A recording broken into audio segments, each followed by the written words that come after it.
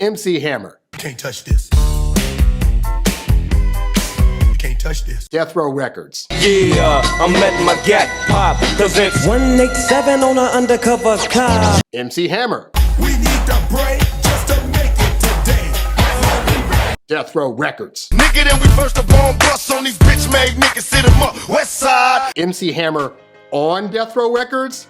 These two rap entities couldn't appear more unaligned. And yet, in 1995, rap fans were shocked to learn that MC Hammer, the world-renowned, former parachute pants-wearing, you can't touch this rapping, Saturday morning cartoon show-having entertainer, had signed with Death Row Records, the rap label powerhouse that was known for artists that pushed explicit narratives of sex, drugs, and violence. By the mid-90s, Death Row had some of the most high-profile rappers in the industry, including Dr. Dre, Snoop Dogg, and the Dogg Pound.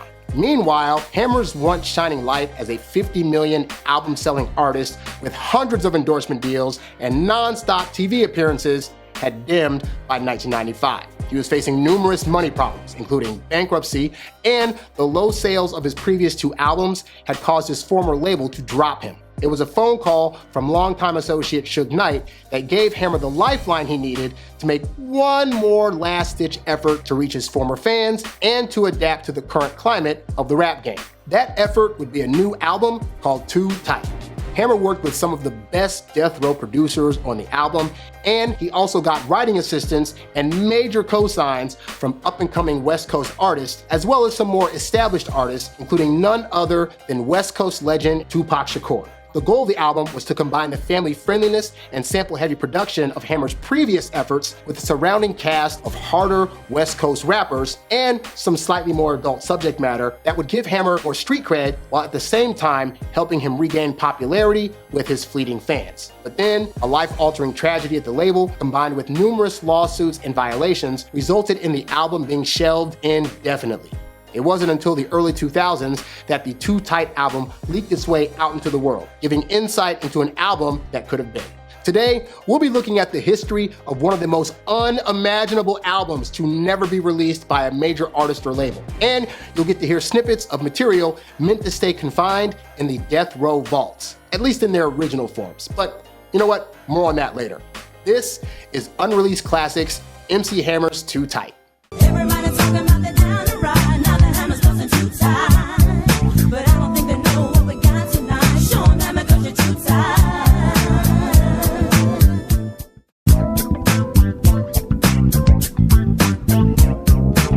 MC Hammer was born Stanley Kurt Burrell on March 30th, 1962 in Oakland, California. Now, in his early years, Stanley had a love of baseball, and when he was 11 years old, he got hired by the Oakland A's team owner, Charles O. Finley, as a clubhouse assistant. During that time, one of the players, Reggie Jackson, gave him the nickname Hammer because he, quote, looked like baseball legend Hank Aaron, whose nickname was also the Hammer. Now, Stanley would later add MC, or Master of Ceremonies, to his name when he began to perform at clubs while on the road with the A's and in the military.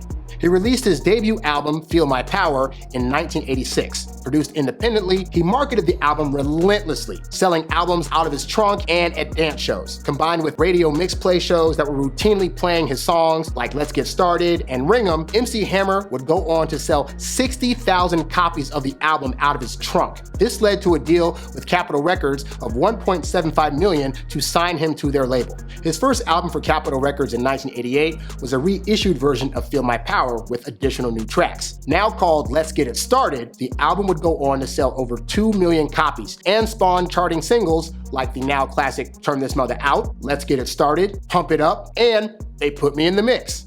Dance clubs around the country were feeling the spread of MC Hammer fever. His stage shows and his infectious stage presence, it made going to one of his concerts a must-see event.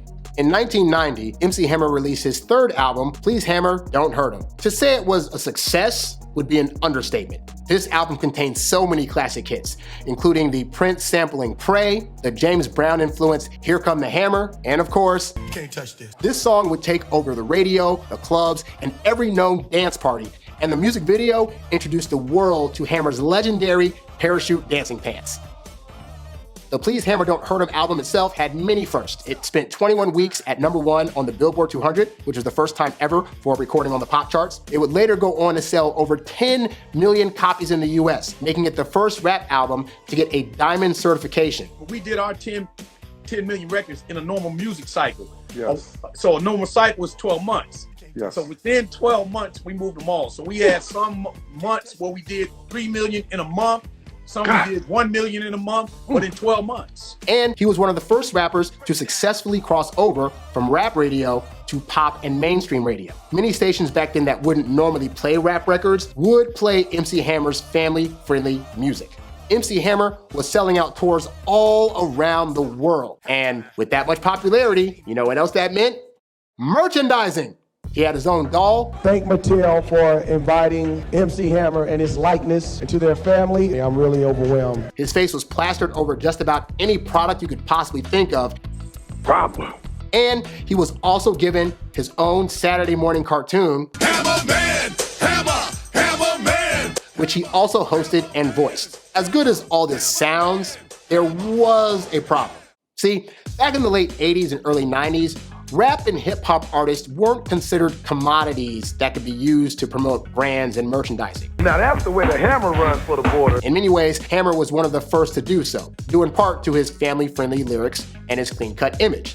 Now, as a result of that, many so-called real rap artists started criticizing him in songs and music videos, such as Q-Tip, LL Cool J, and Too Short. I wave my hand and do it like the old days, but some dumb fools wanna take it out of hand. With 50 million dancers and a big old band, that ain't me. Now, the general tone of the complaints was that rap wasn't supposed to be pop. MC Hammer himself was too soft, and that made him a sellout. Once you are a pop success in rap, they call you a sellout. At the time, Hammer didn't let the criticism get to him too much, but the sellout narrative did start to have an impact on his popularity with the public and his record sales. In 1991, Hammer, now minus the MC part of his stage name, released his fourth album, Too Legit to Quit. The title track from the album was another top 5 hit, as well as another hit song, Adam's Groove, which he recorded for the Addams Family movie that came out later that year. The album itself eventually sold over 5 million copies worldwide. Now, that's not a bad sales figure, but when you consider the previous album he had sold 18 million worldwide, the Too Legit to Quit album was seen as less successful. Between this album and his next one, many shifts would start to happen. In Hammer's personal world, he was spending a lot of money paying for his entourage, paying for the people that he toured with, and helping out friends and family members that were still back home, as well as on luxuries for himself. All this spending contributed to his bank account starting to dwindle. More importantly though, rap itself was in transition, from the jovial, fun-sounding landscape of the mid to late 80s to the hardcore gangster rap style of the early 90s. With that sound came music that was more aggressive in tone, dealing with subject matter that talked a lot about killing, gangbanging, fighting, sex, drugs, and living life in the hood.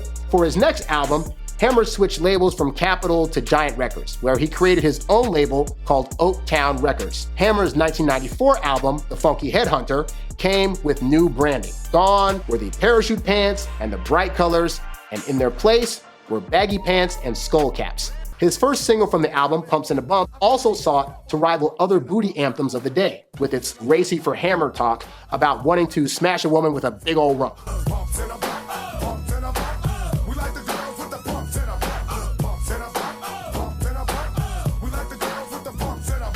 The beats on the album itself had a G-Funk style that was very similar to what other West Coast heavyweights like Dr. Dre, Ice Cube, and Snoop Dogg were rapping on at the time. Hammer justified his switch in style saying, quote, "Today, there was a more aggressive Hammer because the 1990s require you to be more aggressive. There is a harder edge, but I'm no gangster. Hammer in the 90s is on the offense, on the move, on the attack. It's all good." What prompted the whole change of style? Was it the sort of gangster look that's so popular at the moment? No, I didn't want to come out like you. See, like, you know, in 91, that was all right. 1988, 89, but you know, I wouldn't be caught dead in them. You're not telling me I look unfashionable now, are you? The subject matter itself, it was actually still clean, with some of the minor profanity in the songs edited out. Unfortunately, many people saw this as Hammer trying to go gangsta, and the album, while still managing to go platinum, was considered a dud. His next album, 1995's Inside Out, fared even worse. Even though for this album he went back to the pop style and image that had previously brought him success, the album only peaked at 119 on the Billboard 200 charts and caused Giant Records to drop Hammer and his Oaktown Records from their label. Things were looking bad for Hammer. The public had gone from seeing him as a well-respected performer to sellout to has-been. No record labels would sign him, and he felt that his financial situation had only worsened as a result of him trying to help out his friends, many of which, by the way, had used him, betrayed him, and now, in his hour of need, had turned their backs on him. All of his friends, that is, except for one.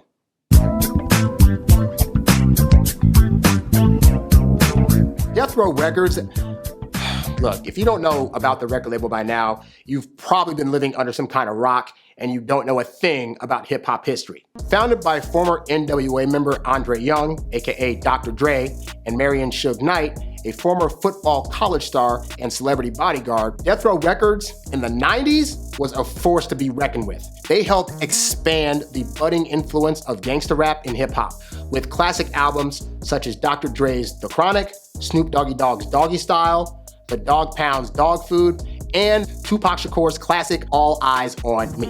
The artists on these albums defined the sound of early West Coast rap, and they were unapologetic in what they were rapping about in their songs. This is what started to give rap music a much harder edge than it had in the late 80s. And the public at large ate it up. By 1996, Death Row Records had sold tens of millions of albums with no signs of slowing down. Given the hardcore reputation of the company, it may boggle the mind that someone like MC Hammer, who up to this point had a very family-friendly image in the press, would end up associating himself with the harder-edged Death Row Records, and especially with someone like Suge Knight, who, let's just say, had his own menacing reputation. But Hammer and Suge Knight, they actually had some history together. In the late 80s, Suge worked as a bodyguard for then R&B king Bobby Brown, and he and Hammer would occasionally run into each other. I knew Suge before it ever was a Death Row, and he also toured, was on my Let's Get It Started tour, and another tour with us. So it wasn't probably public facing. It was like out of nowhere. Sure. But I used to have Suge in my room at nighttime all the time on tour, and then he'd ride on my bus. So I know and knew Suge extremely well before the official Death Row relationship. Also a fun fact, on Hammer's 1994 album, The Funky Headhunter, Suge Knight actually makes a rapping appearance on the song Break 'Em Off Something Proper, which is the only time I've ever heard Suge trying to spit lines like an artist on anyone's record. Get signed to A&R, had to be a relative. You all about us, where do you jump from? For you, we have no use, so we gonna execute you like Death Row. As Suge and his Death Row label grew into prominence, he wanted the label's reputation to grow beyond just only signing artists with hard music. We give them stuff for everybody. Because if we do so much stuff for the community, for the kids, we just can't say we just gonna do hardcore rap. Meanwhile, in 1995, Hammer was a man almost no one was willing to touch. But then one day out of the blue, he received a call from Suge Knight asking him to join the label. Me and Hammer go way back. So we was like, yeah, people trying to say Hammer's, shit at the bottom no more. So everybody's like, wait a minute, it ain't their decision to say what's good and what's not good. It's our decision. So we said, okay, we finna call Hammer and put Hammer on Death Row. And we're gonna go in there and make a record and make Hammer go sell all the records that he normally would sell and show the world. In an interview with The Art of the Dialogue, former Death Row associate Reggie Wright tells the story of what made Suge Knight reach out to Hammer in the first place after seeing him on a television special and noticing something very strange. It was something like a little talk show that used to come on BET late at night. And he said, Reds, look at Hammer. You don't see nothing strange about Hammer? I'm like, no. He said, he ain't got no jury on. He said, Hammer doing bad. The next day he get me on the phone. I didn't think nothing of it. He said, Reds, try to reach out and get a hold of Hammer. Told me, Reds, have a check cut to Hammer for X amount of dollars. He's gonna go down to Long Beach to get his jury out of the pawn shop. From then on, Hammer was around. Now, it's very easy to look at where Suge is today and question Hammer's decision to associate with him in hindsight. But in a 1997 interview where he was asked about Suge, his reputation, and why he chose to work with him, Hammer's answer was actually really simple. He said, quote, Suge Knight had a lot of people fear him. And I'm not gonna sugarcoat him and say he didn't have his altercations and handle his business and whatnot. That was Suge as well. But with MC Hammer, we were friends. We were even closer than friends. I know a different Suge Knight. I know the other side when he called me. He didn't call me while I was selling 25 million records. He called me while everyone was saying, I don't know about Hammer. Suge called and said, Hammer, come on and get down with Death Row. Now in today's rap climate, it's not unheard of for a rapper who's not hardcore to join up with a label that consists mostly of artists talking about street life. Artists like Kanye West and Drake are two examples of rappers whose content steers clear of many gangsta and hardcore rap elements, despite being signed to rap labels whereby the remaining roster of artists on there exploit those very things. But back in the 90s, trust me, this was not commonplace. As a result, those in the media and his fans saw this move as a desperate attempt by Hammer to harden his squeaky clean image by being what they perceived as a fake gangsta. What's ironic about that is Hammer actually grew up in the streets of Oakland, California, which are very, very rough. And the kind of people he grew up around were actually more similar to people like Suge Knight. I'm in the streets surrounded by what? Black Panthers, West Oakland, High Street, gangsters, killers. So I'm sucking everything in. But because Hammer introduced himself and his music to the world as a family-friendly, squeaky clean pop artist, it became a very hard sell when he wanted to change up his style from pop rap to the now more popular gangsta rap style sound. But still, that didn't mean that Hammer wasn't going to at least give it the good old college try. With Death Row Records, he'd have a label that would support him financially, and there were a couple of other newcomers to the Death Row family that would prove instrumental in helping Hammer to craft his new raps and his new song styles.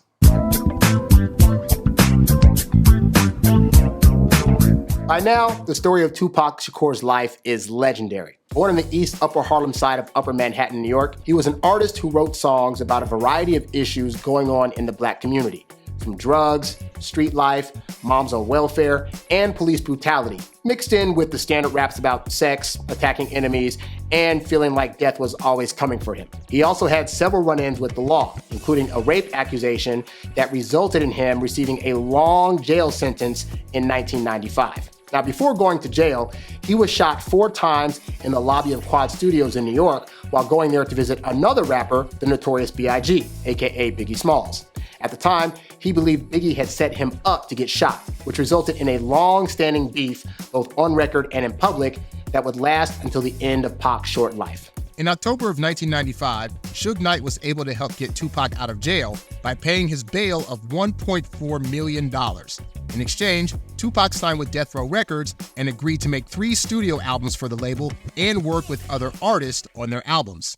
Tupac's reputation as a rapper during his time at Death Row Records became one of a man who was ruthless and seeking out revenge on all his enemies. As a result, the songs he recorded for himself during this time became more braggadocious and aggressive than his music prior to going to jail. In later years, it was said that Tupac felt he had to uphold that image to sell more records, despite wanting to release songs at times that were more family-friendly. Even as his hardcore image grew in popularity, he still wanted an outlet where his less aggressive song ideas could live and be put out into the world. It should be no surprise then that Hammer would become that outlet for Tupac, and a big part of the album's potential rollout. The two new friends would work on several songs for the album. According to Hammer, Tupac didn't want him to act hard or appear too gangsta. Tupac would come in the studio, and if he heard me doing a record that was even aggressive, he'd be like, hell no, baby, don't do that. One of the Death Row sound engineers, Phil Brewster, said Hammer and Tupac had a pretty steady workflow in terms of song collaboration. Hammer would come in like late. He was working on an album with Pac. Pac was writing an album for him. And we'd go off and he would write it, he'd write all the lyrics, and then he would record it, pretty much a finished song. It'd be dope as fuck, you know, with him. And then Hammer would hear it and have to match the same style as Pac. And we did, I don't know how many songs like that. Now, Tupac wasn't the only person to help out with writing for this album. There were other people within Death Row that contributed lyrics and sound styles, including rappers like Corrupt and Nutt-so.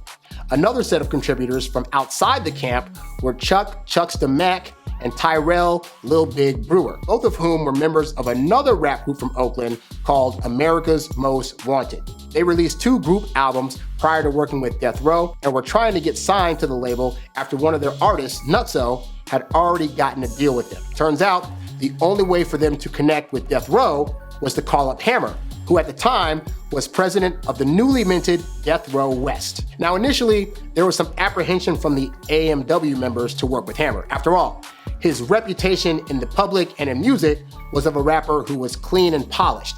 And if you've heard AMW's music, it's gritty, hardcore, and street.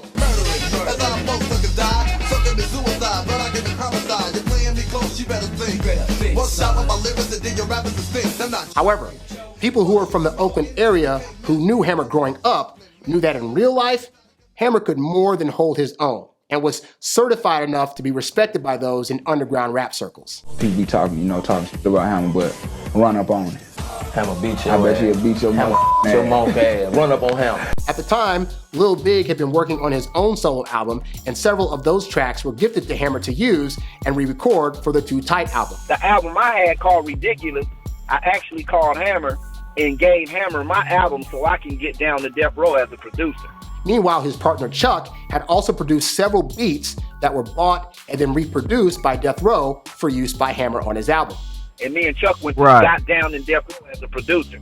That's how we got down there. We finna do what it do, you feel me? From a producer standpoint too, and on a Hammer album, man, come on, man. Their contributions greatly helped the vision of what Too Tight could become come to light.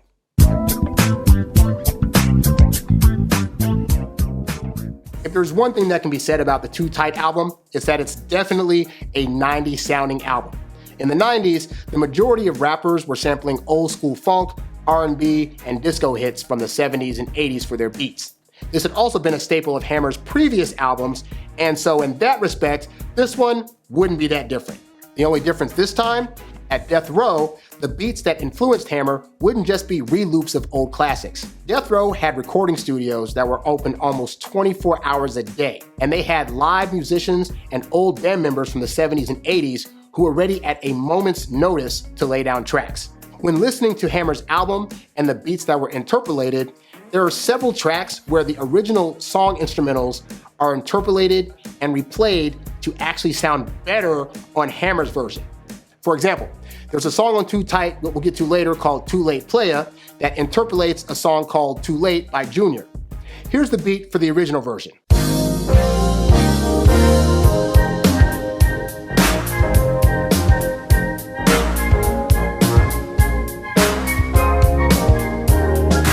And now, here's the beat for Hammer's version, replayed with live instruments from Death Row musicians.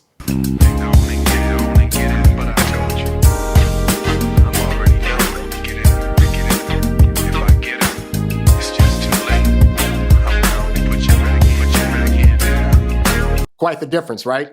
Now, in addition to changing up the musical arrangements, the producers would also include chords, sonic ad-libs, and other elements to give Hammer's new songs a current West Coast vibe, like the snake charmer sound, the party gathering in a group crowd sound, and of course, the funky guitar riff, amongst many, many others. It's also a credit to just how good Death Row's recording quality was that the version of the album that leaked out into the internet were the unmixed and unmastered versions of songs. Credit can also be given to Hammer himself, who was a perfectionist in the studio and had an ear for when a recording had the right balance and sound quality before moving on to the next one.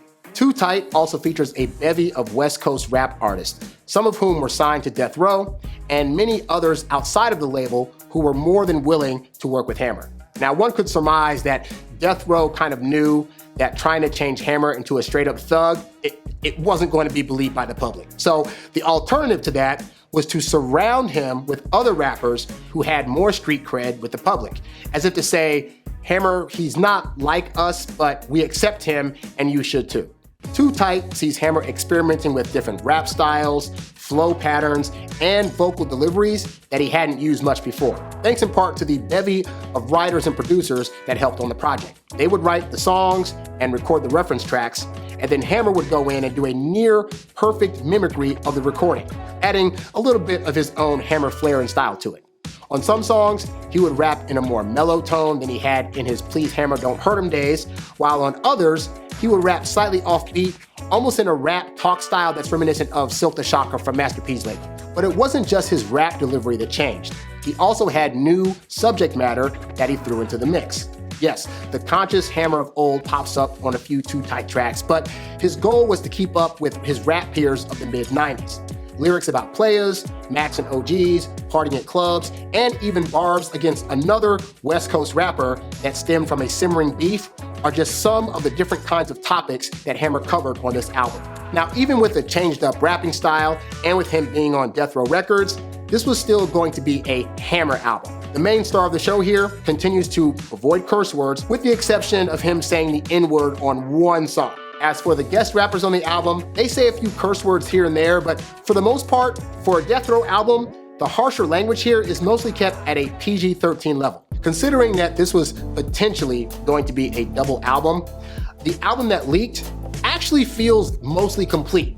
Like, the combined runtime of the leaked songs is 1 hour and 16 minutes, which is 4 minutes less than CDs could handle at the time. And yet, there are two important things that indicate that this was meant to be a longer album. The first one is the interludes.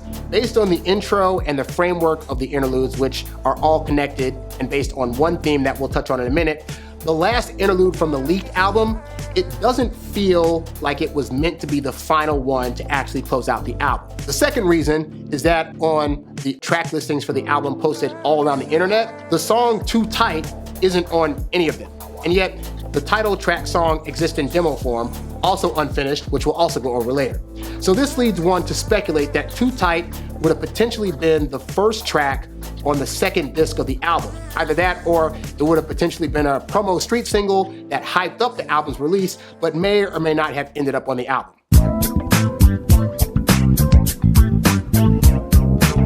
So, what does the album sound like? Let's go ahead and get into it.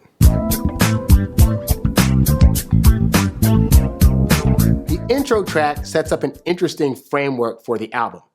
MC Hammer can be heard playing the part of Fletcher, a radio disc jockey and host of a show on radio station KMOB, that's Mob Radio, that's playing the new Too Tight Hammer album. We're about to hit you with that brand new MC Hammer album, Too Tight. Oh, we're about to come at you, baby. This character, by the way, is going to appear throughout the remaining interludes on the album to talk about a variety of different things that are related to other West Coast rappers, as well as introducing many of the songs on the album. Now, in this intro, he gives a shout out to Death Row Records. Death Row's in the house. Death Row, you know. He mentions how this radio station is, quote, mobbing from coast to coast, and it ends with him introducing his first record on the album. The first cut right here on this MC Hammer album, Too Tight. He got you bouncing players, for sure. Now, his vocal delivery as a radio host is that of a smooth talking guy with a mellowed out vibe. In a way, it allows the listener to get the idea that the Hammer you're about to hear on this album is going to sound less hyper and poppy than on his earlier albums. From there, we go into I Got You Bouncing, a West Coast party track that sounds similar in beat and style to something you'd possibly hear Dr. Dre or Snoop Dogg rap on in their early records. Now, the instrumental is an interpolation of Parliament's Dr. Funkenstein.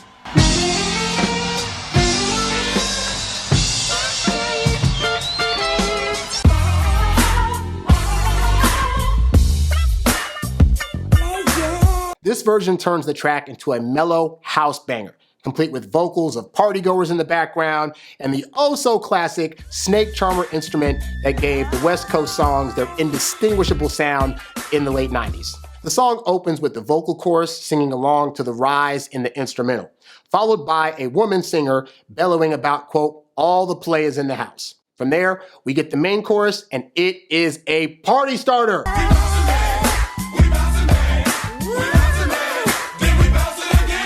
The refrain is catchy, upbeat, and will be repeated a lot more as the song plays. In fact, the part of the song where you'd expect the second verse to be is instead filled with a repeat of the I Got You Bouncing Playa chorus over and over again, mixed in with an uncredited woman singer, possibly Nancy Fletcher, but I'm not sure about that, riffing and ad-libbing for a bit before the chorus repeats itself again and the second verse finally appears.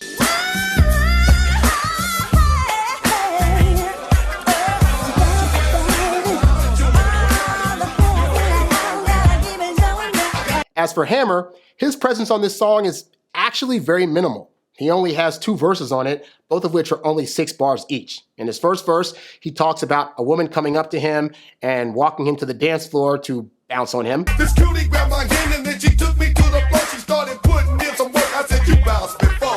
And then in the second verse, he's basically clowning a bit on Playa haters and those that aren't trying to party at the party. Now this party's for the players, not the haters and debaters. If you don't wanna bounce, baby, I'll have to see you later. As far as album openers go, it's a track that's hype enough to give the listener a small feel for the project, at least in terms of potential instrumentals and musical presentation.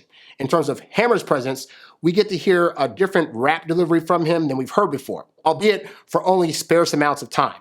What he does give us to work with, though, gives us a small glimpse into how experimental his lyrical style could potentially be on this album in comparison to his early 90s work, and he's only just getting started.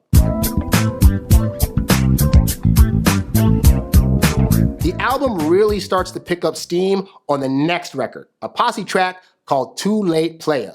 Now this song finds its participants taking part in that time-tested rap trope of stealing someone else's woman. And it uses a slightly slowed down replaying of Junior's 1981 classic, Too Late, complete with added West Coast vibes. As for the guest features on this, it is a who's who of prominent artists. You got Nutt-so, Big Daddy Kane, Danny Boy on the chorus, and the legend himself, Tupac Shakur. In an interview with Act On Entertainment, Big Daddy Kane talks about how the collaboration came together. We were actually in Las Vegas at a Tyson fight, and we were sitting around talking about doing something together, and then Suge Knight was like, you know, why don't y'all start talking about it and go ahead and do this shit, man? I can fly back tonight and be back here tomorrow. We got on a plane that night and left Vegas, went back to LA, the Death Row studio. Me and Pac recorded a song. Me, Hammer and Pac recorded a song. And then I wrote a song for Hammer that he recorded. Hammer gets the first verse on the track and paints the scene for his audience. He's in the club, dressed up to the nines, scoping the club for women that are dressed up in very, very desirable ways with the goal of taking one of them home. He makes eye contact with one in particular, and the way he describes her is interesting. Looking good and healthy like Patti LaBelle's cooking. Wow. Who knew even back then that Patti LaBelle had such a reputation for cooking? From there, he gives her instructions on how to separate herself from her man so that they can talk. Now tell your man you got a pee-pee. Run free, a free can see me. She agrees to get rid of her man, and by the end of the verse, she's leaving the club with Hammer. P.S. We on our way home. Too late, player. I got your girl and I'm gone. This is the first real sign that we're getting a different kind of Hammer on this album. See, the Hammer of old wasn't really known for doing songs about stealing another man's woman, nor had he ever had the bravado on wax before to actually paint himself as a player. And yet here, it works somehow. His delivery is confident, he plays the role of a ladies' man quite well, and he's not overselling the lyrics on the track with his delivery. Instead, the flow is simple, yet smooth and efficient. Now after his verse, Danny Boy comes in with the chorus, and oh man, the way he sings this interpolation of Junior's song with passion reminds you why Tupac enjoyed working with him so much.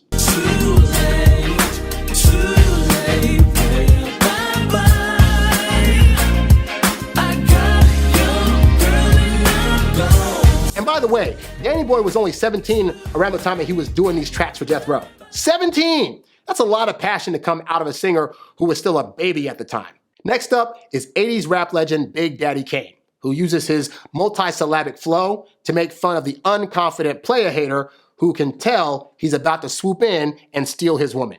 First, Kane teases him for being too clingy. Boy, you know you need your ass whipped for holding on a hand like you're going on a first grade class trip. Then he mentions how she's already showing interest based on how good their VIP section looks. Feel unable to keep her in your stable as she listens to the crystal popping at the next table. And finally, he mentions how he's able to effortlessly steal this woman away. I got her open by the game that I be using, and now she choosing, and you done came up as the one losing. Now, this was Big Daddy Kane in '96, so by this time, he had been in the rap game for quite some time. Yet, his performance here feels energized and refreshing, and well matching with the then current climate of rappers that were around him. Now, Tupac holds down the third verse, then, I mean, come on, it's Pac. Of course it's going to be good. Looking delicious, blessings while I give you kisses, while I'm granting wishes, make your boyfriend suspicious, vicious while doing dishes in your Daisy Duke, handle my business in the evening, spend my days with you. Let's face it, as good as the others might be on this track, Tupac's vocals sound the most effortless. He just oozes his natural flow and charm on the track, where he's talking about a man's woman he's already been messing with and is claiming as his woman, even if the other guy still considers her his girl. Too Late Player, it's a lot of history to that too as well. I was on him for 2 months to put a verse on it. And then one day we were at the studio and Pop said, "What's up, Ham?" I said, "No, I'm not talking to you. I'm not talking to you." He said, "Why you ain't talking to me?" I said, "Because you haven't put your verse on Too Late Player yet." And he said, "I'm gonna do it. I'm gonna hit you tonight. I'm gonna hit you tonight." So then I went to the bathroom and I came back and Pac was gone. And I said, "Oh man, wait till I see Pac, man. This man, he said he was gonna put that verse on there." And I kid you not, they say he did. I said, "What you mean? I just went and took a leak. Came back. It ain't been 5 minutes." He said, "Man, as soon as you walked out, Pac walked in, went in the booth and laced a cold verse on it, and he left." And I listened to that verse, man, and Pac killed that verse. So we know Tupac's going to stand out on this track. But what also stands out is that this song is actually edited in the sections where Tupac says more explicit words. And after me, she'll probably the next two I give up.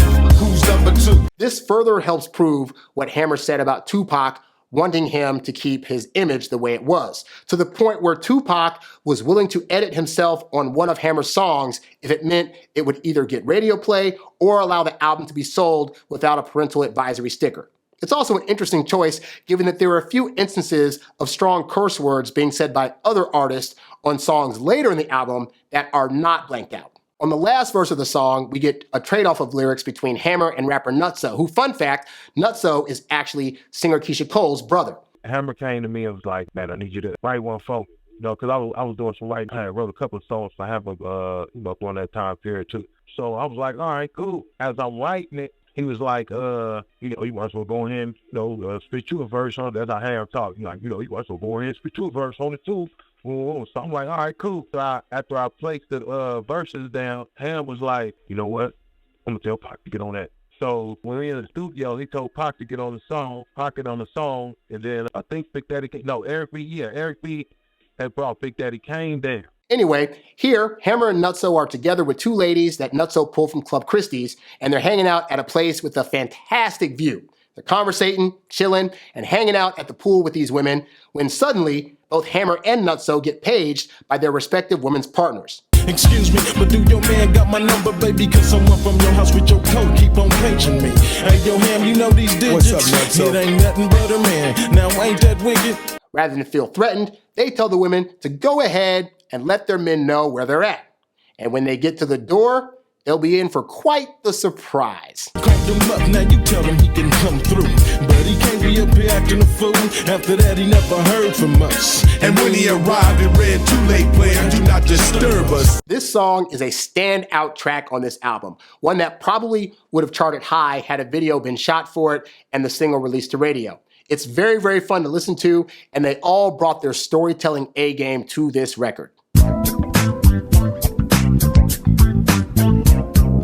The next track on the album is The Beat, which features K9, Spice One, and an uncredited guest rapper. This is the first of two tracks on the album where Hammer goes on full attack mode to one of his musical detractors at the time, which we'll get into shortly.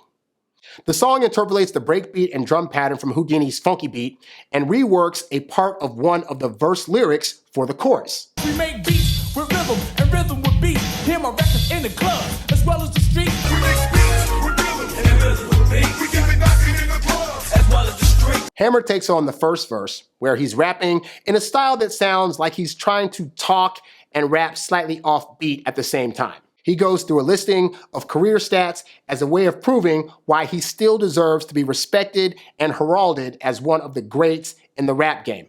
And honestly, given his stats, it's kind of hard to argue with him. But I still hold the title. Let's do math. 25 million with 4 in each family. That's 100 million Hammer fans. Not counting the 10 million that bought the pants. That's enough to make a player hate a dance. The verses by K9 and Spice One on this track are serviceable and enjoyable, but they don't really stand out on their own. This same feeling kind of extends to most of the guest artists on the album.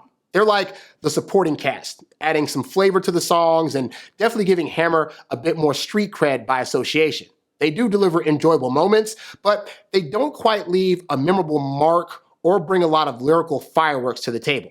Rather than delivering memorable punchlines or quotables, there's a sense of collective street posturing that overshadows their individual identities. In fact, there's a third rapper on this track that's not listed, and unlike someone like, say, a Tupac or Corrupt, their voice isn't distinguishable enough to even guess at who it could possibly be. Now, this doesn't take away from the record being a fun listen, it's just an observation. After K9, Spice One, and the third guest rapper spit their verses, it's back to Hammer. And on his last verse, he's going after legendary West Coast rapper and fellow Oakland native, Too Short. And by the way, this song is the first of 2 tracks on this album where Too Short gets the full venom of Hammer's disdain. How can you tell these lyrics are about him? Well, for one, aside from Short being mentioned by name, Hammer does a recall of the diss line that Too Short used against him in his Too Funky song. Don't play dumb, you remember mine, 50 million dancers in a big old band. And by the way, Hammer is coming at him hard, at least hard for Hammer. He actually uses the N-word on this track, which is something that I have never heard him say on any record before or after this one. Then where's Short from? It's unknown, he's like a dog without a leash, the nigga just roams. He also calls Too Short out for trying to turn his hometown against him and tells him that now that he's got less money, he's actually more of a threat to Short's livelihood. You were safer when I had extra paper, cause right now, fool, I'm on a whole nother caper. I get you, and if you want it short, I give you a sample. I'm on another level and I need an example. Overall, man, this track is a solid banger. The Houdini interpolation helps give life to this track, and Hammer's use of different rap styles on both his verses is quite impressive. The guest rappers here do their best to keep the song going, but Hammer is definitely the standout here, especially when he starts going in on Too Short, which you'll get to hear him do again a little bit later on the album. Down in My Hood is the next song, and it features 2 members from the group America's Most Wanted, aka AMW, Tyrell Brewer, Lil Big, and Charles Chucksta Mack, who also produced the song.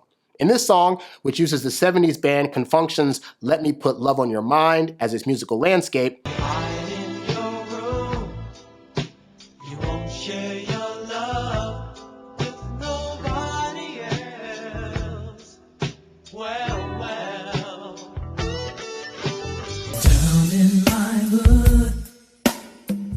ain't all good, cause everybody's trying to play somebody. Hammer and his featured guest rap about various hard times that one may go through when living in the hood, while the chorus gives the listener a preview of what kinds of troubles they can expect to hear about. The first verse goes to Chucksta, who starts off by talking about his brother that survived a shooting as a result of living the street life.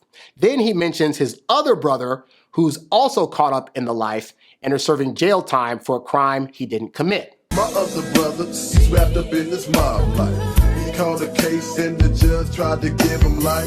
He's doing time for another nigga. Even though he was dead, my little brother didn't pull the trigger. Chucksta then gives a warning to the listener about not doing dirt too close to home, lest someone try to possibly plot a setup. So don't be telling your business around these snitches and bitches, cause you never know when they set you up to be a victim. Hammer's verse is up next, and in his verse, he tells a story where he finds out his girl has been messing around on him. I entered a code and accidentally got her played back. You wouldn't believe all the voices that I heard, man.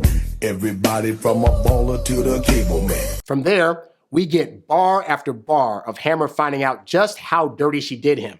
She hooked up with all the players on the block and the boys in his crew, including his homeboy, who was like family to him, but apparently was using him in his plot to bang his wife. I trusted you in my house and with my life, and all the time all you wanted to do was bang my wife. In the last part of this verse, it's very clear what Hammer allegedly did to this former friend. Here's a question on my mind, and I got to ask it. How you feel laying in a closed casket? Hammer's vocal delivery on this one is drastically different in tone. he uses a lower speaking voice while rapping that adds to the somber mood that he's feeling when learning about these betrayals. And while it feels a bit off at first, it ends up being a great choice. It keeps the mood of the song feeling low-key, even though we know by the end that there's some violence going down from the hands of the mighty, mighty Hammer. Lil Big has the final verse on this song, and his story also ends up painting quite a vivid and sad picture. After introducing himself as an underground mob figure, he tells a tale of selling drugs on the block to earn money and being successful at it until a betrayal resulted in their sales stopping and, tragically, his brother being killed. He contemplates retaliation for the killing before asking God why all this is having to happen in the first place. As a side note, in his verse, Lil Big starts off by saying, "My verse incriminates, so let the record status fall, cause it can get your boy a L up in a court of law." Given that his group members had probably dealt with real street activity and cops harassing them, it's an interesting lyric to add to the start of a verse, perhaps as a means of being able to claim deniability should anyone in law enforcement just happen to hear this and attempt to use his lyrics against him later on in real life. Down in My Hood is one of the deeper cuts on the album, and it allows each of its MCs to test their storytelling capabilities. It's even more impressive when you learn that each of the verses are potentially based on true stories that either went on in their lives or, in the case of Hammer, the lives of others around them. Meanwhile, the uncredited chorus singer on this thing also belts his heart out on the chorus, especially as the track is ending.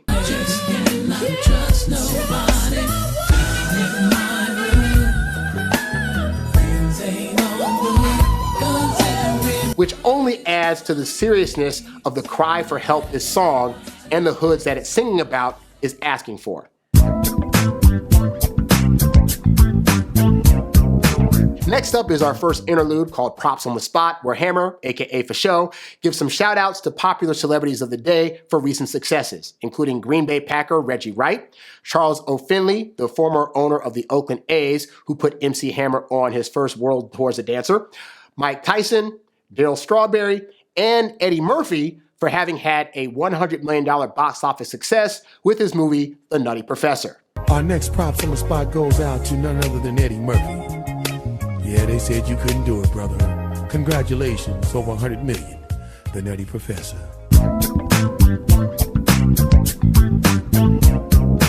After the interlude, we get a solo Hammer track, Get Up, which interpolates the funky 1971's hit by the Dramatics, Get Up and Get Down, albeit with more horns being played in the chorus than the original. And get down, get up out of your seat.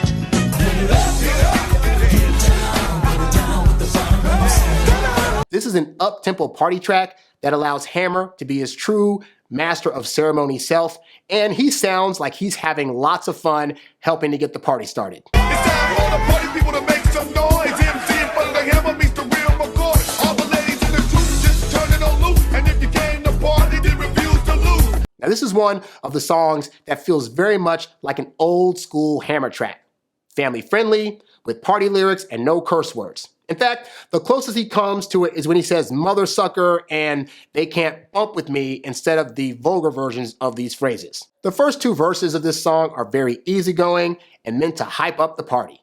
And then there's the third verse of the song, where Hammer launches a second lyrical attack at rap rival Too Short. And hey, if you thought he was going hard at him on the beat, this set of lyrics takes it to a whole nother level.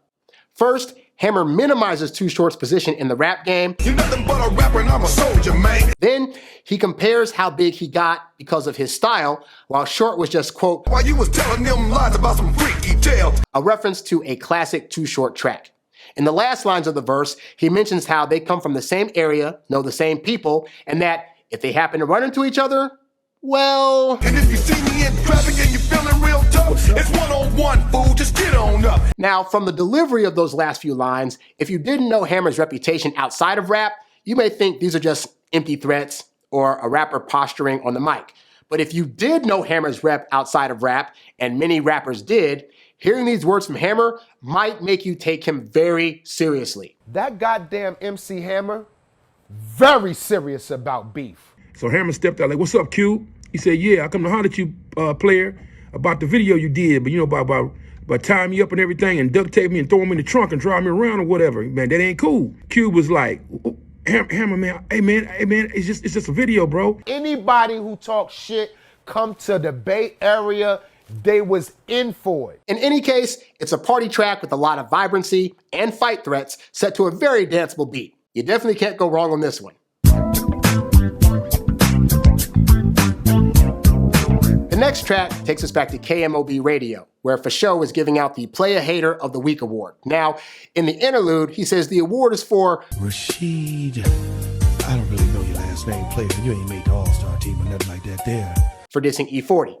I didn't know who he was talking about, so I looked it up. Turns out it was basketball player Rasheed Wallace. And the story goes that he was being interviewed on the BET show Rap City, where host Joe Claire asked him what he thought about certain rappers. Rasheed Wallace came on there, and they asked him, Joe Claire say, man, how you feel about hip-hop to this day? You know, everything's looking good. You know, we got, you know, E-Feezy out there, E40 out there, and Goody Mob, and this, that, and the third. And I think he said 8 Ball and MJG. He said, yeah, man, I don't know nothing about no, E-Feezy or no Goody Mob.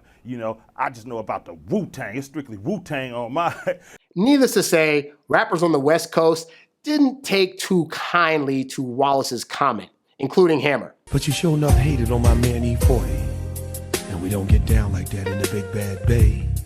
If you don't understand the way we spit it, then Playa Hater, you just don't get it. It's a short interlude, but pretty hilarious if you know who Hammer's talking about. Town by the Bay, featuring Hammer and Lil Big, is a very laid-back groove of a track. The sitting at the dock of the bay interpolation lays the perfect groundwork for a track that gives the feel of a nice, easy day in the town of Oakland. In the first verse, Hammer is showing love for his hometown by shouting out different streets and parts of town, painting a picture of the kinds of activities that go on, i.e. macking, flossing, expensive cars, hanging out with the homies from back in the day, and talking about coming up and being able to bounce back from life circumstances. Living ain't easy, but it's still going on. Graduated from Mac, that's why my game never lack. They try to keep us down, but we straight bounce back up from the town, man. Lil Big comes in on the second verse, and he sounds mellowed and relaxed on the track.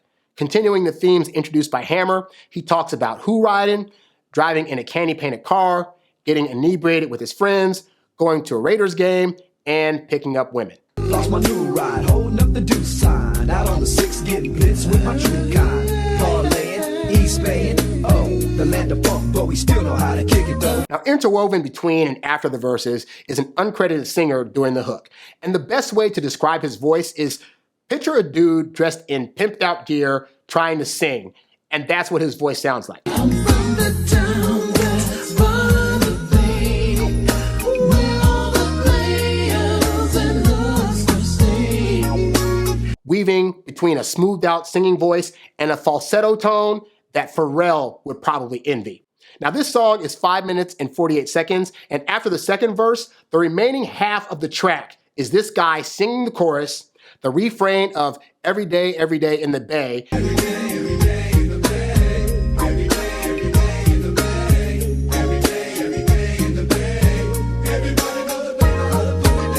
and crooning his butt off while ad-libbing. And you know what? Somehow, it works. This last part of this track is absolutely enjoyable. I don't know why they didn't add a third rapper on here, but hey, the amount of ad-lib singing that goes on instead is more than a fine way for this track to fade out.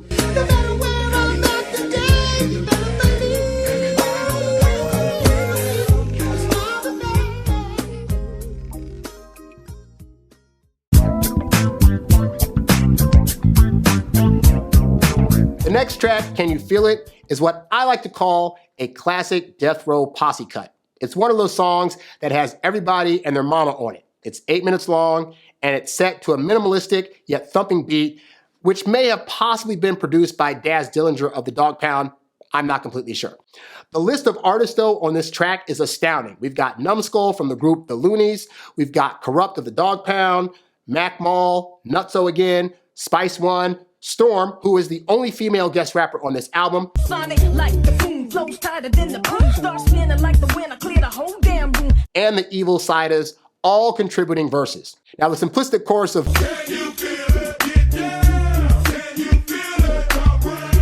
sounds more like a passing of the baton chorus than anything meant to stick to your ribs for a long time. It's short enough to be enjoyable and to be able to get on to the next rapper's verse without lingering for way too long. This track is one of those feel-good jams where you don't really need to overthink it. There's no intricate storyline here, just a bunch of rappers hopping on the mic to flex their skills, assert their greatness, while at the same time giving warnings to haters who aren't feeling them or Hammer.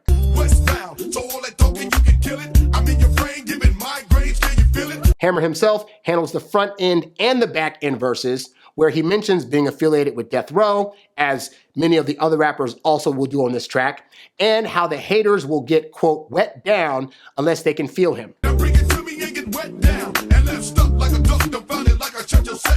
From there, we have rapper after rapper spitting out their verses with similar subject matter, albeit with their own flair and style. It's a catchy enough posse cut that manages to keep your interest throughout, and each rapper holds their own and delivers their lines with a different style, which makes it easy to stay engaged and enjoy the track throughout.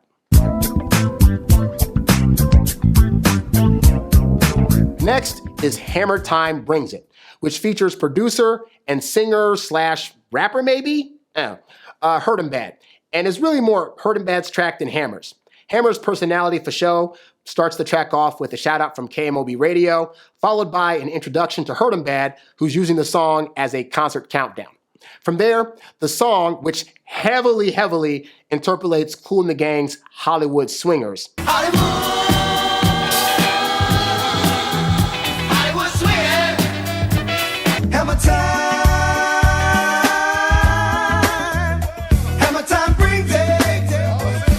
it almost acts like a parody to that song, and it feels like part interlude, part song. Hurt 'Em Bad is singing lyrics in a similar style to the original song, only instead he's singing about having gone to an MC Hammer show back in the day. I went to the arena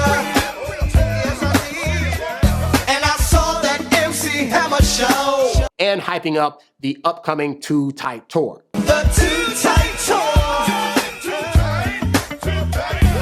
'Cause Hammer's gonna put it down. Now, if you've never heard the Kool and the Gang song, it's very easy to listen to this song and wonder what's going on. Hammer himself only has a scant 6 bars on the song. Now I'ma break it down why I gotta wanna run. You see them brothers wanna run, but they can't get none. 'Cause when it comes to the stage, they ain't on that page, but they wanna make records and they wanna be paid. While the majority of it is Hurt 'Em Bad singing about how, quote, Hammertime brings it. Heck, I have heard the original song and I was still confused. But for those that don't like rappers ruining a classic track, Hurt 'Em Bad singing is enjoyable enough, and Hollywood Swingers has always been a solid groove. Now, it would have been nice if Hammer would have rapped more on this song, given that the beat itself is perfect fodder for his typical style, but it still makes for a danceable track.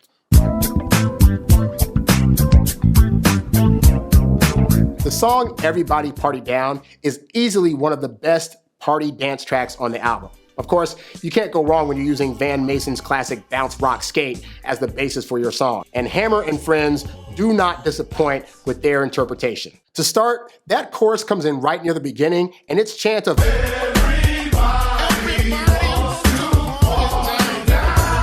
followed by Hammer's it sounds like an instant West Coast party starter. From there, it's a cascade of back-to-back lyrics from Hammer and the uncredited guest rappers, all about partying, ripping it up, shaking off the haters, and drinking, and picking up the ladies. So now you know I beat the play up for show, and you can call MC Hammer the original old town rapper. Hand clapper getting better and better, and the party ain't knocking for no haters and sweaters. Typical party stuff, but hey, the flows and rap styles have the feel of smooth players swagging it out at the neighborhood house party. It's a song that would have honestly fit right into other party songs of that era, specifically in 1997 when this kind of bouncy track became the norm on both radios and at the clubs. After the party tracks, we get into the more somber part of the album. It starts off with an interlude called Free Intro, where Hammer's For Show character comes back to give a shout out to Suge Knight for showing him love, along with the rest of the Death Row family. From there, he dedicates the next song, I Wish You Were Free, to people locked up in prison. The song takes its inspiration from the song by Denise Williams called Free.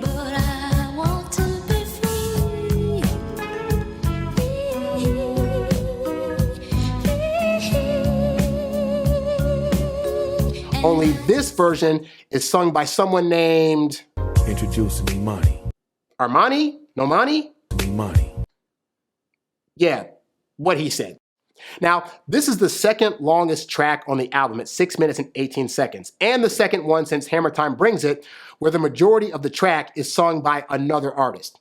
The beat itself is interpolated at a slower tempo than the original, making for a way more dreamlike sounding landscape.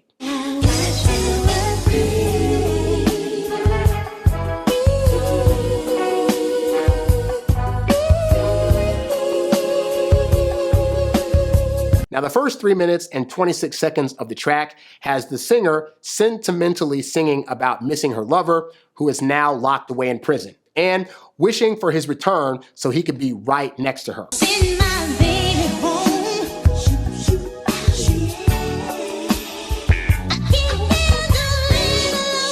Now, her sweet-sounding voice really does sell the narrative of her pining for her lover's embrace, combined with the desperation of him being treated unfairly in her eyes by the system. Hammer's raps on the song sound personal and poignant. Mass confusion since my homie's gone. It's not the same, I'm all alone out here in this danger zone. He talks about being confused and alone ever since his best friend got sent away, and looking after his son, who looks more and more like his friend with the passing of time. Rolling teardrops when I see your son play. I swear he looks more like you with each and every day, in every way. He also looks back on when they were growing up together before they had money or a crew, and it was just the two of them, and how he got locked up right as positive things started happening. Big things started coming through, but now they got two. What am I supposed to do? Homie, I miss you, I wish you was free. Hammer's rapping style on this particular song is quite different from the rest of the album. In fact, I go so far as to say it's not even really a rap style, you know? In a way, it sounds more so like a spoken word poem that just happens to have a beat under it, but the beat is being ignored by the presenter.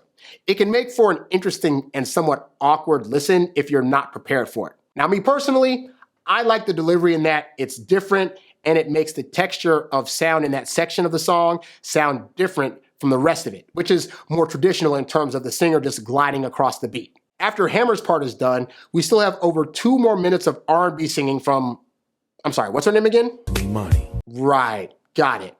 It's mostly her repeating, "Got to be free" in the background, but her singing runs and vocal ad-libs keep the track from getting stale heading into the fade out.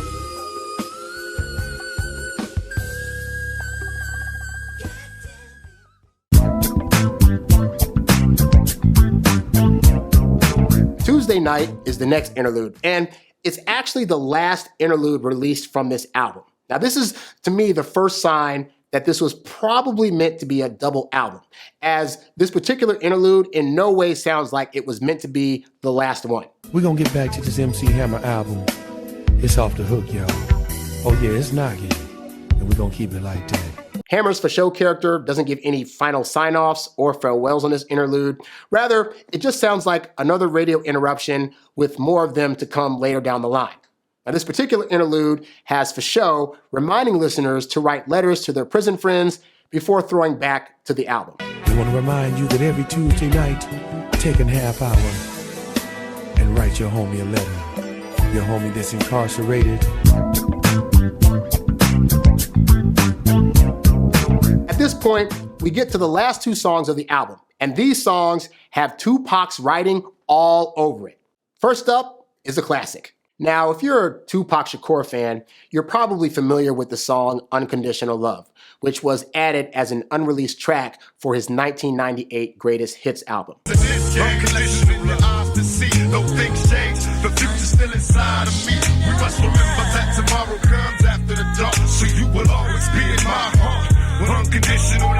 But what you may not know is that the vocals used in that version of the song were actually demo vocals that he recorded as a reference track for Hammer to record for his Too Tight album. Here's what Hammer had to say about the track. You know, Unconditional Love. That was a song that Pac actually wrote for me and gave it to me. That's what he gave to me that he wanted me to give to the world. His thing was, these are things that need to be said. And even if I don't get to say them, I need somebody to say them.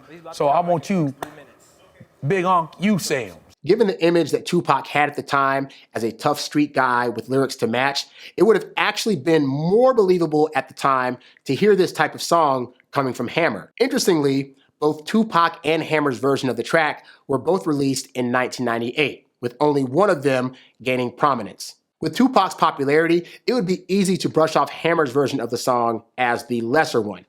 And to be honest, it's a hard point to argue. After all, it's Tupac, and his delivery is timeless. But Hammer actually does a serviceable job in his performance of the lyrics. For one, because it was written for him, there are no lyrics about being a thug or being involved in gang activity. The words themselves fit in with themes that Hammer himself had talked about in previous songs. In this game, the lessons for your eyes to see. But things change, the future's still inside of me. We must remember that tomorrow comes after the dark. So you will always be in my heart with unconditional love. So it's not too far off in terms of believability. Second, his vocal performance on the track carries a similar cadence to Tupac's style, yet manages to strike a unique balance between a somber tone and a pronounced, almost boisterous delivery. Notably, in segments where his vocals are layered, he employs a lower register in the main vocal line, while the accompanying ad-libbed vocals rise to a higher pitch. Almost as if he passionately yelled the lyrics and then had the sound engineer dial it back to create an audible backdrop effect. With you and me, it's all G, cause we could never be enemies, cause you've been such a good friend to me. This creative choice sets it apart from Tupac's rendition, which maintains a consistent vocal register even during vocal doubling. With you and me, it's all G, we could never be enemies, cause you've been such a good friend to me. What's intriguing is that certain parts of the track witness Hammer infusing his delivery with a level of passion and intensity that rivals, if not surpasses, Tupac's performance. For example, take a listen to this line delivery by Tupac. This fast life soon shatters, cause after all the lights and screens, nothing but my dreams matter. Here's that same line as delivered by Hammer. The fast life soon shatters, cause after all the lights and screens, nothing but my dreams matter. As you can see, Hammer's delivery, it feels a lot more dramatic in tone. Lastly, the music sounds much more fully produced on Hammer's version than Tupac's version. This could be the result of Tupac's version being a demo, whereas Hammer's version sounds much more mastered, both in vocal quality and instrumental, with a deeper bass line and a more pronounced wobbler and piano organ accompanying the main thread of the track. Also, can we take a moment to talk about how singer Nancy Fletcher absolutely kills it on the chorus? Her voice is so melodic, and her croons mixed in with her singing of Unconditional Love. It gives added flair to an already dynamic track. Now, I will say, of the two versions of the song, her voice is better heard on the Hammer version. They mixed her vocals to be much more in the foreground on that version and gave her time to do more of those passionate R&B ad-lib runs than they did on Tupac's version. In fact, Tupac's version ends up fading out at 3 minutes and 58 seconds as Tupac and Nancy sing the chorus. But on the Hammer version, 5 minutes and 4 seconds, and the last minute is all Nancy.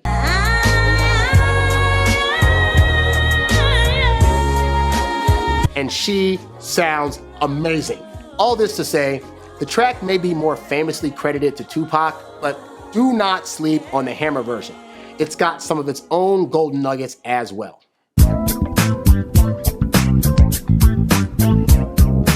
Finally, we get to the title track, Too Tight. Of all the songs on the album, the style, flow, and delivery of lyrics on this track by Hammer sounds the most like Tupac. And with good reason. Tupac, along with Death Row legendary producer Johnny J, put the track together. Hammer had mentioned to Tupac that he wanted to make a song riffing off the Ohio Player song Skin Tight, and rework it into a song called Too Tight. According to Hammer, here's what happened next. About the second or third day I was at Death Row, I came in at about 10 o'clock in the morning, and they said, hey, man, Pop was here, he made you about 3 records. I said, made me about 3 records? He said, yeah, you were saying something the other day about you love Skin Tight, man. He's got a whole thing. I was like, what's this, Pac? And he said, man, I told you I'm going to make sure you tight. So, I pushed the button, and here come the Skin Tight. Boom, boom, boom, boom, boom, boom. You wonder why they call me Hammer. I shake it, I say, oh, like that, Pac? So I laid that down. Indeed, there is actual archive footage of Tupac in the studio playing his demo vocals of the song while coaching Nancy Fletcher through the chorus. Everybody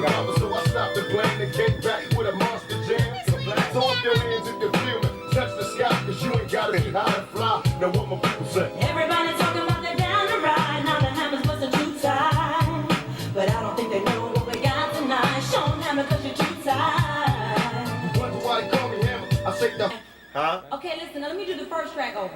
Oh, Nancy. No, keep the double. I'm gonna do the first track tighter. Nancy. Okay. Come on, Pop, come on. The best way to describe this track is this is Hammer's announcement to the world that he's heard all the gossip, all the talk about him, but that he's still standing, he's rolling with Death Row now, and he's still got what it takes to make you dance. They told me Hammer wasn't popping, so I changed the plan and came back with a monster jam. Throw up your hands if you feel me, touch the sky, cause you ain't gotta be high to fly. Now what my people say. It's a simple message, but man, does he rap about all this stuff on one heck of a groove.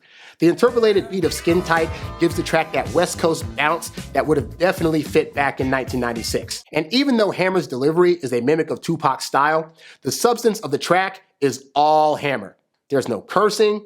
He's talking about partying and trying to make people feel good. All to a soundtrack that keeps your head bopping and your feet wanting to dance, which is what Hammer was already known for. This is a death row party, got the cream in the crop. I keep it popping, got the whole crowd screaming, don't stop until you drop. That said, the version that's been leaked to the public is definitely the unmastered, unfinished version. Now, that's true of most of the tracks here with the exception of Unconditional Love, which got a proper release on a later album. But with the Too Tight track in particular, it's very noticeable for one simple reason. After the last chorus is sung, which, once again, Nancy Fletcher on the vocals, killing it and selling the heck out of what she's singing. Everybody talking about they down the ride. Now the Hammer's busting too tight. But I don't think they know what we got tonight. Show 'em Hammer 'cause we're too tight. We get 2 minutes and 5 seconds of instrumental, and that's it. There's no other raps, no more singing, no ad-libs, just the music, the repetitive beat, mixed in with a few electronic rises here and there. Nancy Fletcher herself commented on this track in an interview with the Art of the Dialogue YouTube channel. Yeah, we did Too Tight, and then, but we didn't finish it. We were going to come back and do some more stuff to that song. As it stands now, the instrumental simply just repeats itself until it slowly fades out. And to be honest, I like it.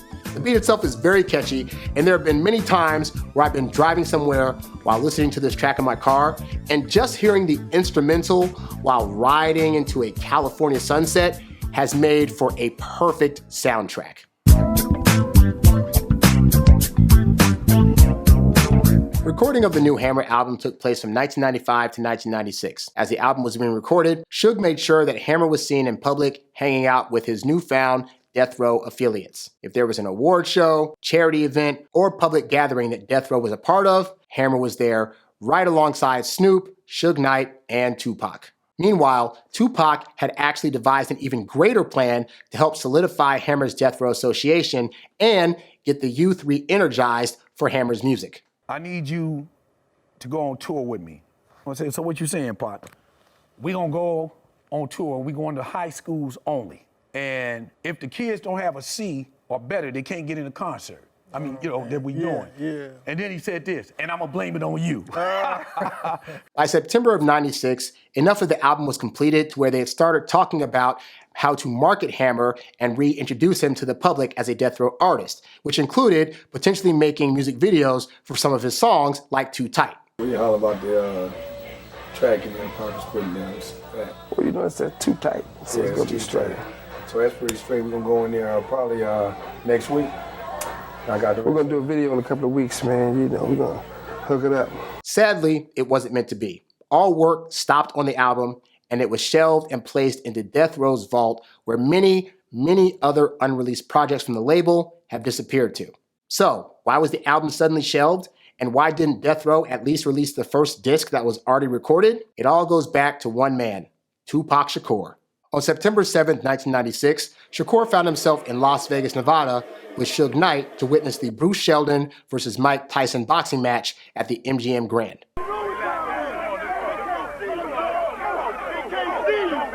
Later, in the hotel lobby, one of Knight's colleagues noticed Orlando Anderson, a member of the Southside Compton Crip gang, and informed Shakur that Anderson had attempted to rob them earlier that year. Shakur and Knight attacked Anderson in the lobby viciously. Later that evening, while both gentlemen were en route to Club 662 in a black sedan, a car pulled up and fired into their car, fatally wounding Tupac. He was taken to a Las Vegas hospital and was pronounced dead 6 days later on September 13th, 1996. Rap star Tupac Shakur died last night after a brief life in a rough business. He was 25. Shakur spent the weekend in the hospital on a respirator in critical condition. Reverend Jesse Jackson, members of the Nation of Islam, and fellow Death Row Records artist Hammer visited Shakur's bedside on Sunday when he had one of his lungs removed. Tupac's death had a huge impact on the music world at large, including Hammer. Rapper Eric B. describes their reaction to hearing the news. We had just left the hospital. We were down the block at a restaurant having breakfast, and then everybody came out, was crying, and we had pagers, and my pager kept going off. They said, "Hey, Eric, Tupac just died." I said, "Tupac didn't just die, I just left the hospital." So we went back to the hospital, and everybody had sad faces standing around. Me and Hammer looked and said, "Oh, man." There's a park down there in Vegas. I think it's called Sunset Park. Me and Hammer sat in that park for about 4 or 5 hours and just sat there and didn't even talk to each other. Damn. We sat there until the sun went down. Tupac's death also affected Hammer's trajectory at Death Row, and it impacted all the other people who were helping produce the Too Tight album. While the idea of Hammer as a Death Row Records artist may not have been taken seriously by the public at large, to the people working on the Too Tight album, this project was a huge deal. It meant sacrificing many months away from their friends and families in hopes that its release would allow them to financially benefit and get them in a better situation. With Tupac's passing, those plans could no longer happen. Tupac and Hammer had become genuine friends, and his death made Hammer really question a lot of things. In an interview with Davey D, he said, quote, "It was a sad situation for me as his friend, as are who stood over his bed in the hospital to see him there in that condition. It brought everything to head for me to say, Hammer, what could you have done as a friend and as an artist and as a man to have prevented this? I really said to myself on a few occasions that I might have helped stop this thing. Maybe I should have slowed Pac down a little bit at times, and I live and wrestle with that a lot because I was there. I was there in Las Vegas. I saw him right before it happened. He came up to my car and was talking to me. He told me about the incident that had just happened. I asked him some questions about it because I was concerned. He said it was all squashed and don't worry about it. And then 15 minutes later, he's lying on the sidewalk. It's a very deep situation." Death Row, the label, also ran into its own set of problems. On October 22nd, 1996, its co-founder Suge Knight was sent to jail for violating his probation when he helped Tupac attack Orlando Anderson in Las Vegas after the Tyson fight. He also had his properties raided and seized by the police, as you can see in this footage. The label faced a variety of different lawsuits that ate away its money, leaving it unable to function. As a result, recording for the album stopped, and the full vision of what the Too Tight album could have been was never complete. According to Hammer, I wasn't concerned about music going forward. I was more concerned about the wheres, whys, and how did we get where we were? How did, again, this tragedy end up happening? And what do we do going forward? Those were the things I was concerned with.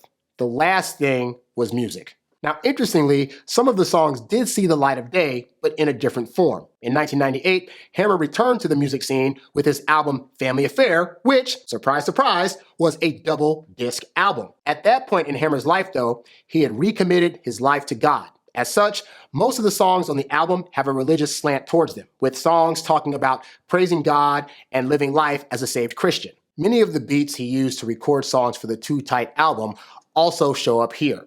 The lyrics he originally recorded that had a more secular slant were reworked into verses that catered to a more Christian crowd. For example, the beat for the song Too Late Playa, about hooking up with someone else's woman, is reworked on the Family Affair album into a song called Big Man, about the consequences of being an abuser in a relationship. But deep inside there's another story. The way you put it down on your woman, dropping flurries. You hit her with them lefts and rights and lefts. My God. You beat her down so bad till your woman seeing death. As another example, the song The Beat whereas we worked into another song called I Put It Down, where any signs of dissing anybody are completely taken off the record and replaced with lyrics about Hammer changing his life for God.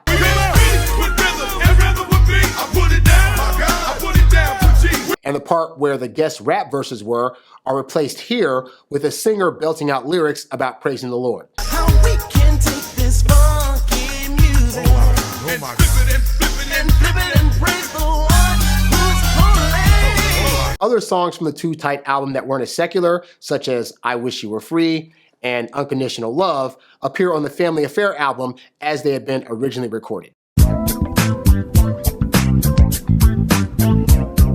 The Too Tight album, in its unfinished state, is heralded by those who've heard it as one of the best albums in Hammer's catalog to never be released. It managed to merge together Hammer's old style of pop samples and subject matter that MC Hammer was famous for, yet with the help of Death Row's talented team of musicians, rappers, writers, and producers, Too Tight also helped breathe new life into what he could have done as an artist. Of course, the big question is, would the album have been successful had it actually come out? And honestly, it's a tough one to answer. On the one hand, because his entrance into the music world was full of pop songs and dance numbers, there's a chance that the public may have heard Hammer's new style and Death Row affiliation and seen it as gimmicky. On the other hand, with the right marketing, hey, who knows, right? A good portion of the beat samples on the album, which were taken from songs from the 70s and the 80s, was later used in 1997 by Puff Daddy, Notorious B.I.G., Mace, and other rap artists at the time in very much the same way that Hammer used them on this album. In fact, had the album been released, one could have argued that Puff Daddy's whole shtick in 97 of a dancing rapper who just wanted to party and make you feel good while having a bunch of other skilled rappers dominating every track of the album while using samples was just copying Hammer's blueprint. Regardless of how the album would have been received, one thing is definitely certain. The craft and care that Hammer and Death Row put into making this album is very evident. It's by no means a perfect album, and some of the songs could have actually used more verses from the man himself, but overall, it's a solid listen, and it adds an interesting twist to Death Row's music history. Plus, it's just a plain fun record, and when it comes to having a good time, this album is definitely Too Tight about that.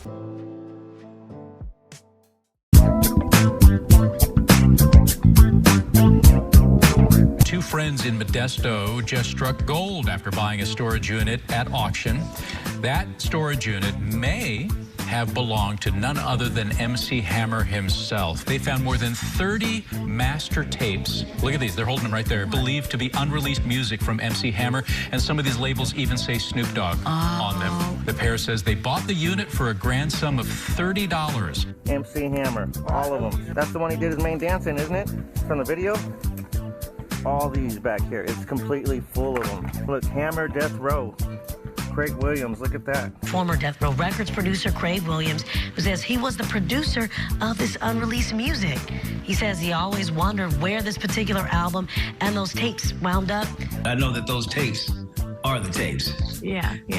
I saw the track sheets and stuff, and I recognized the handwriting. I know the songs. I know the engineers, the producers that are on those tapes and in the files and on the track sheets. So they are real.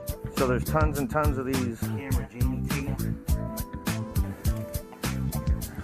And these are all the music reels after we've uncovered them all. That's what they look like on the inside. And this one got Snoop Dogg on it. Look, Death Row Records, Snoop Dogg. So that's what we found inside the unit after we got all the clothes off the top. Definitely a home run on this one. Hammer allegedly posted a quote on his social media recently saying something along the lines of, if a man finds and spends money for such a gift, are they not his? Maybe hinting at the duo to keep the contents. Oh, incredible.